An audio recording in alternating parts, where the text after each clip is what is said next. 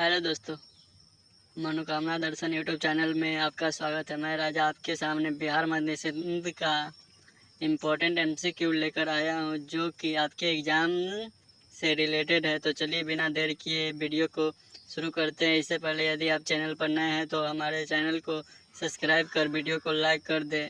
आज के इस वीडियो में बिहार मध्य निषेध का 20+ इम्पोर्टेंट एमसीक्यू देखने वाले हैं। तो चलिए स्टार्ट करते हैं। सबसे पहला क्वेश्चन आपके सामने, माजुली संसार का सबसे बड़ा नदी द्वीप किस राज्य में स्थित है? अरुणाचल प्रदेश, असम, त्रिपुरा, मिजोरम। इसका सही उत्तर क्या होगा?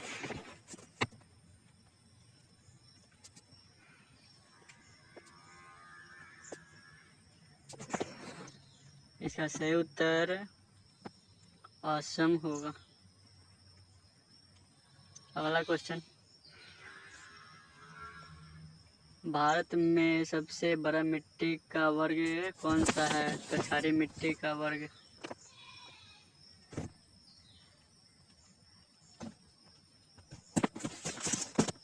उससे अगला क्वेश्चन, सबसे प्राचीन पर्वत कौन सी है?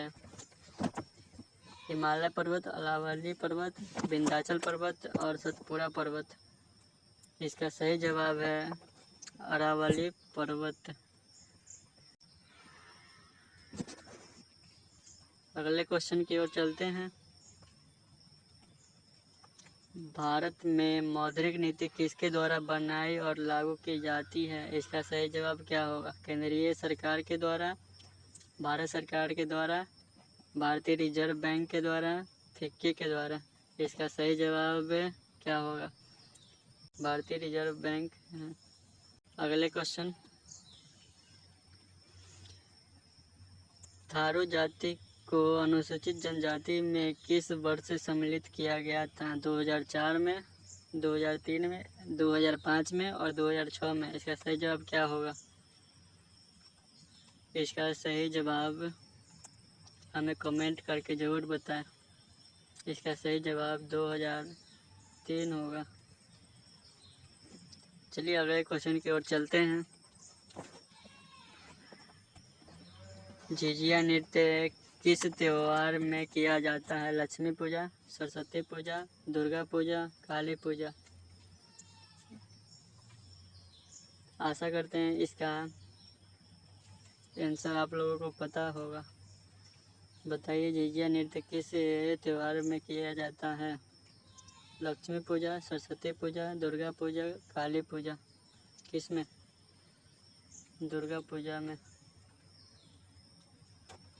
चलिए अगले प्रश्न की ओर चलते हैं। राष्ट्रकवि रामधारी सिंह दिनकर कितनी बार राज्यसभा के लिए चुने गए थे?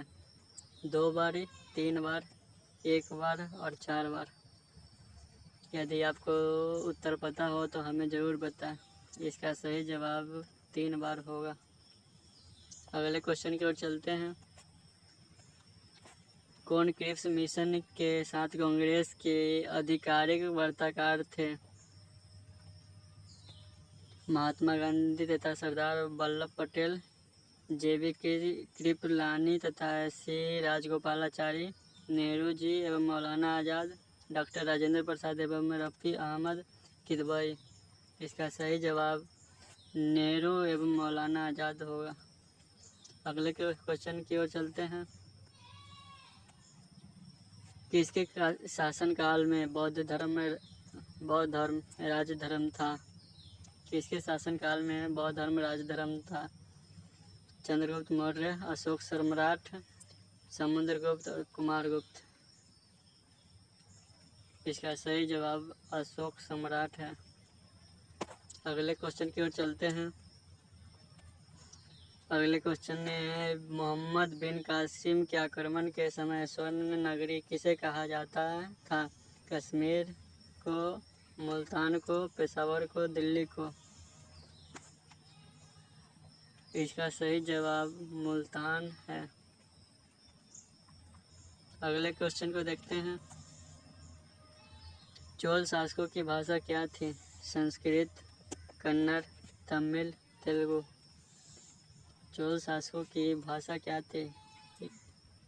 संस्कृत थी, कन्नड़ थी, तमिल थी या तेलुगु थी? इसका सही जवाब तमिल होगा। अगले क्वेश्चन की ओर चलते हैं। कौन हड़प्पा सभ्यता पर प्रकाश डालता है? पुरातत्व खुदाई, ताम्रपत्र लेख, शिलालेख, लौह स्तंभ। इसका सही जवाब पुरातत्व खुदाई। वेद शब्द का अर्थ है ज्ञान, बुद्धि, कुशलता, शक्ति। वेद शब्द का क्या अर्थ है? ज्ञान, बुद्धि, कुशलता और शक्ति। इसका सही जवाब है ज्ञान। अगले क्वेश्चन को देखते हैं।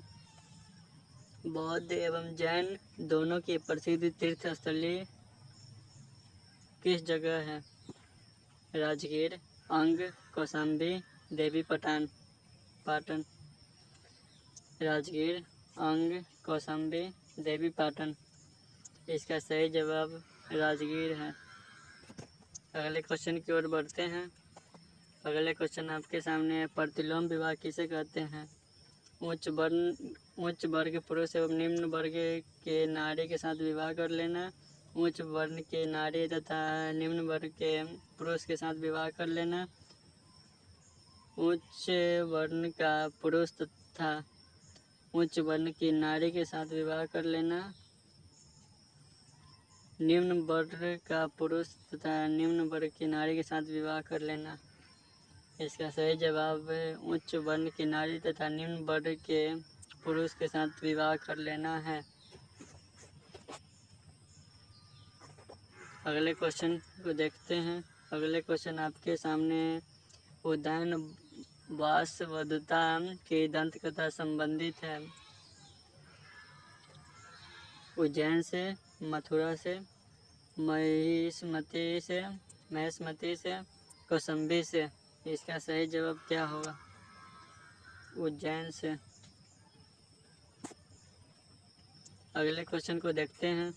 अगले क्वेश्चन आपके सामने है। सातवाहन वंश का प्रथम शासक है जिसने अपने नाम के साथ अपनी मां के नाम को जोड़ने की प्रथा शुरू किया। सिमुक, पुष्यमित्र शुंग, गौतमी पुत्र सातकर्णी, वरिष्ठ पुत्र सातकर्णी। इसका सही जवाब क्या होगा? इसका सही जवाब गौतमी पुत्र सातकर्णी है। अगले क्वेश्चन को देखते हैं। अगले क्वेश्चन पुरी में रथ यात्रा किसके सम्मान में निकाली जाती है? भगवान राम, भगवान विष्णु, भगवान श्री कृष्ण, गणेश भगवान। इसका सही जवाब क्या होगा? इसका सही जवाब भगवान विष्णु है। अगले क्वेश्चन को देखते हैं। भारत में चंदन की लकड़ी के सर्वाधिक वन कहाँ पाए जाते हैं? असम की पहाड़ी में, शिवालिक के पहाड़ी में, नीलगिरी की पहाड़ी में, सतपुरा की पहाड़ी में। शायद ये आपको पहले से पता होगा। इसका सही जवाब क्या होगा? हमें कमेंट करके ज़रूर बताइए। इसका सही जवाब नीलगिरी की पहाड़ी में है। अगले क्वेश्चन को देखते हैं। अंग्रेजों ने स्क्रिप्स मिशन को भारत में किस उद्देश्य से भेजा था? मुसलमानों को संतुष्ट करने के लिए, कांग्रेस में फूट डालने के लिए, इंग्लैंड में युद्ध प्रयत्नों में भारत का सहयोग प्राप्त करने हेतु, ब्रिटिश संसद में विरोधी दल को शांत करने के लिए। इसका सही जवाब इंग्लैंड के युद्ध प्रयत्नों में भारत का सहयोग प्राप्त करने हेतु। अगले क्वेश्चन को देखते हैं। पॉटजोल क्या है?